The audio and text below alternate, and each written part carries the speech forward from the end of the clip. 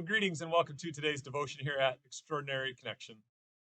My name is Pastor Devin, and I serve the wonderful congregation here at Romeo United Methodist Church, and I'm glad to have you joining me today. I was wondering, who else ever come to that point, that horrible, terrible moment, that moment that you realize the show that you've been binging is over? Watched every episode, you've completed the series, there's nothing else to watch. And you might be sad about it because you've grown to love the characters in the story. You look forward to seeing that story continue. You might be sad because you realize it means you have to go find a new show to watch. So starts the scrolling through the Netflix or Amazon Prime or HBO or whatever other streaming service might have a subscription to. I've been there wondering just what to watch next. Or should I fall back to the good old standby and just turn on The Office, have another go through? Every once in a while, we might get lucky. Might find that next great show that catches our attention, hooks us in, that makes us want to binge right on through. Not too long ago, that happened to me and my wife. We were looking for something to watch. We'd exhausted our current queue, and a friend told us that we just had to check out this show called Ted Lasso. If you've seen the show, I bet that you cannot hear that name, Ted Lasso, without having a smile cross your face. And I'll admit it certainly has it earns that adult rating it has. It has some coarse language, adult situations, theme, but it is a total fish out of water story. With a good old American boy from Kansas hired to coach a high pressure, high expectation professional soccer team. Of course, that fish out of water scenario, it's played for laughs. Real charm, the real magic of the show is that Ted Lasso is the eternal optimist. I promise I'm not going to spoil any secrets in case anyone out there wants to go and check it out. There's one scene that Ted sharing some words of wisdom, one of the series' other protagonists. That scene, he shares a quote from Walt Whitman, and it's as simple as it is powerful. Per word, be curious, not judgmental.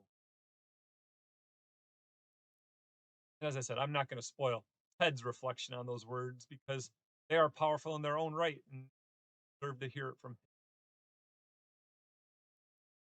Words stuck with me.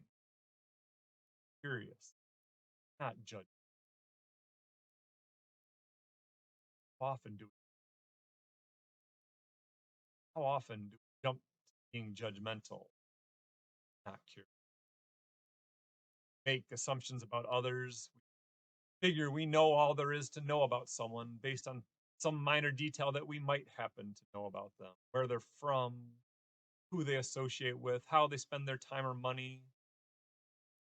Start to start to make assumptions, judgments based on our own pre-notion.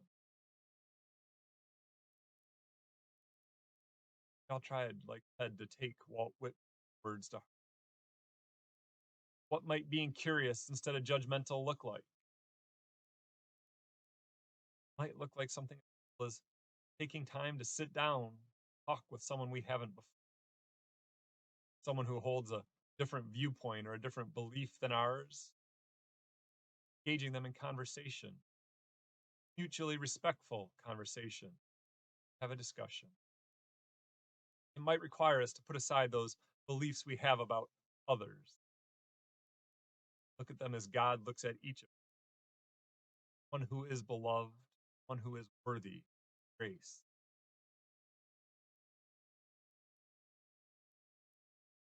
One reviewer I came across wrote, Ted Lasso is a character almost too kind to be. and I didn't at first. Perhaps my cynicism has been elevated because of everything I witnessed, experienced the last several. Really, I think that's part of the charm. Ted's unending optimism. While the show doesn't specifically touch on Ted's religious beliefs, part of me can't help but think that at some point in his life, he had to have heard the words Hebrews 13. But encourage one another daily, as long as it is called today, so that none of you may be hardened by sin's deceitfulness. Ted is not a brilliant strategist. He doesn't know more about soccer than anyone else on the field. Heck, he doesn't even fully understand the rules of the game. He shows that while he may lack in some of those fields, he certainly does not lack the encouragement department. He does not lack in finding the best in people and being curious about people, not being judgmental. I'm going to challenge all of us to be curious, not judgmental, to reach out and consider the position of another, even to engage in a conversation with someone you may not have. Finally, to encourage one another, as long as it's called today. You may have noticed here, I'm rocking some new wear. I'm rocking a new addition to my wardrobe. It's my very first Romeo UMC shirt.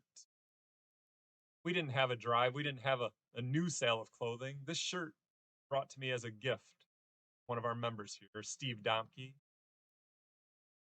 And as nice as the shirt is, the conversation, is the encouragement I received from Steve that was far more valuable than any item I could have ever been gifted.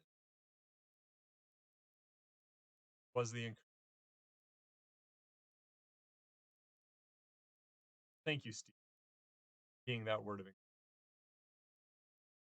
My prayer is that all of us can continue to look for ways to encourage one another, ways to be curious about one another, learn and grow.